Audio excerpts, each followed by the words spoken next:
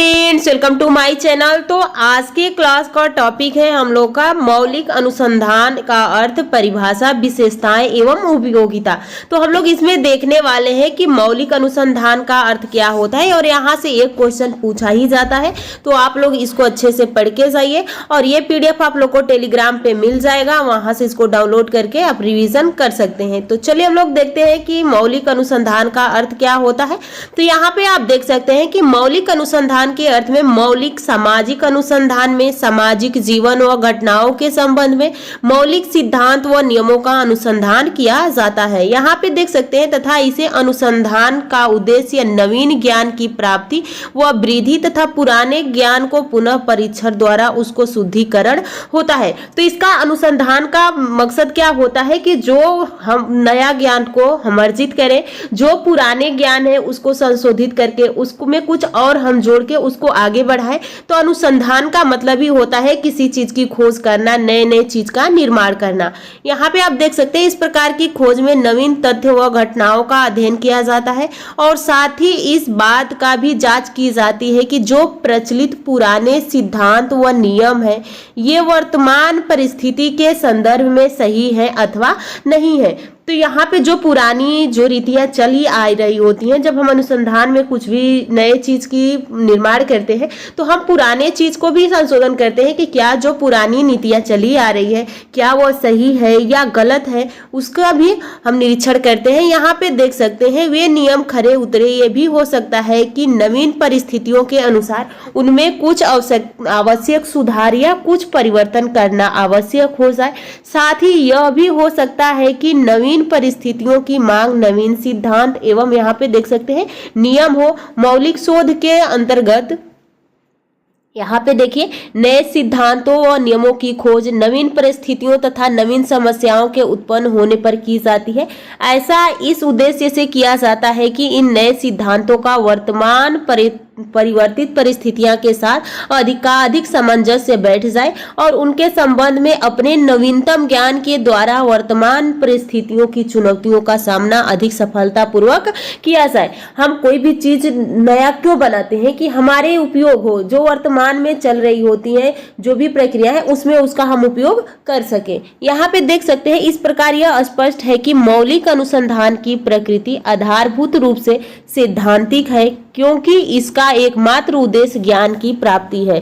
तो यहाँ पे पूछ लिया जाए कि जो मौलिक अनुसंधान का मात्र उद्देश्य क्या था, तो ज्ञान की प्राप्ति, ज्ञान में वृद्धि। यहाँ पे देखिए वृद्धि, शुद्धिकरण होता है, सत्य की खोज करना मौलिक शोध का प्रमुख लक्ष्य है और इसलिए समस्त घटनाओं के शोध में यह केवल इसी लक्ष्य की प्राप्ति के प्रति सजग और प्रयत्नशील रहता है। आगे आप देख सकते हैं मौलिक अनुसंधान की परिभाषा।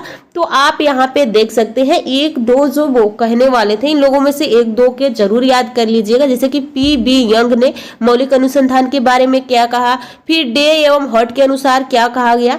तो मौलिक अनुसंधान की परिभाषा यहाँ पे देख सकते हैं कि पी.बी. यंग ने मौलिक अनुसंधान को परिभाषित करते हुए लिखा है कि मौलिक अनुसंधान उसे कहते हैं जिसमें ज्ञान का संचय केवल ज्ञान प्राप्ति के लिए किया जाता है। आगे देख सकते हैं डे एवं हॉट के अनुसार क्या है, इनका कहना क्या था। तो मौलिक अनुसंधान वह अनुसंधान है जिसकी सहायता से एक विशेष अध्ययन विषयों के प्रमुख कारकों को ज्ञात किया जाता है तथा नई दशाओं के प्रभावों को समझा जाता है और निष्कर्षों के सामान्य सिद्धांतों के रूप में प्रस्तुत करके घटनाओं को प्रकृति से संबंधित जानकारी दी जाती है। आगे देखिए अगला है मौलिक अनुसंधान की विशेषताएं क्या है। तो इस विशेषताएं में हम लोग देखते हैं, यहाँ पे देखिए पहला है मौलिक अनुसंधान की प्रमुख विशेषताएं जो निम्नलिखित रूप से समझाई गई है। पहला है मौलिक अनुसंधान का उद्देश्य वैज्ञानिक पद्धतियों की सहायता से सामाजिक घटनाओं के कार्य कारण संबंधों को स्पष्ट करना। दूसरा है मौलिक अनुसंधान के द्वारा या तो वर्तमान में प्राचीन सिद्धांतों की व्यवहारिकता या सत्यापन किया जाता है, ये नवीन सिद्धांतों की रचना की जाती है।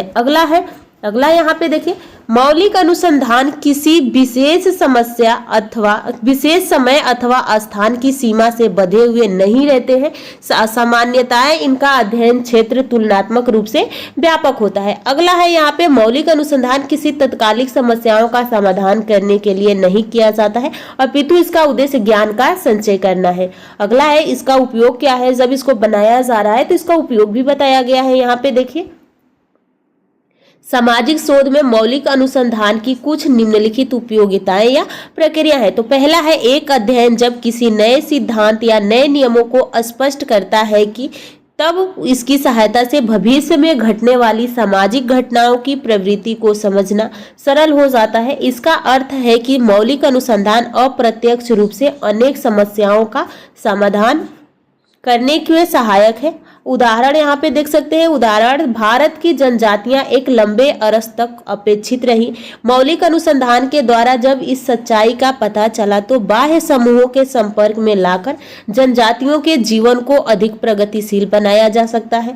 तब इसके आधार पर बनने वाली नीतियों की सहायता से आज जनजातियों के जीवन में बहुत परिवर्तन हुआ है। दूसरा देखिए यहाँ पे, मौलिक अनुसंधान की प्रकृति बहुस्तर वाली होती है। परिणाम स्वरूप इनका माध्यम से ऐसे सिद्धांतों को प्रादुर्भाव होता है जिसके आधार पर भविष्य में भी नवीन ज्ञान सृजन करने की प्रेरणा मिलती है। आगे देखिए, इसमें यहाँ पे है, विशिष्ट समस्या से संबंधित प्रमुख कारणों को ज्ञात करने में भी मौलिक शोध अधिकाधिक सहायता करता है। अगला है यहाँ पे, अगला है, प्रशासकों के लिए भी मौलिक अनुसंधान एक प्रामाणिक और उपयोगी प्रणाली है। इसलिए आज सामाजिक अनुसंधान के सिद्धांतों का प्रयोग केवल सरकारी संगठनों द्वारा ही नहीं किया जाता, अपितु गैर सरकारी तथा व्यापारिक संगठनों द्वारा भी अनुसंधान का आयोजन करके कार्य करने के कुशल तरीकों की खोज की जाने लगी है, जिससे उनका द्वारा किए गए शोध से लाभ उठाकर वे अपनी क्षमता में वृद्धि कर सकते हैं। अगला है यहाँ पे, किसी समस्या के समाधान के लिए मौलिक अनुसंधान एक साथ बहुत से विकल्प प्रस्तुत करता है। ऐसे शोध में बहुत अधिक समय और धन की जरूरत होती है,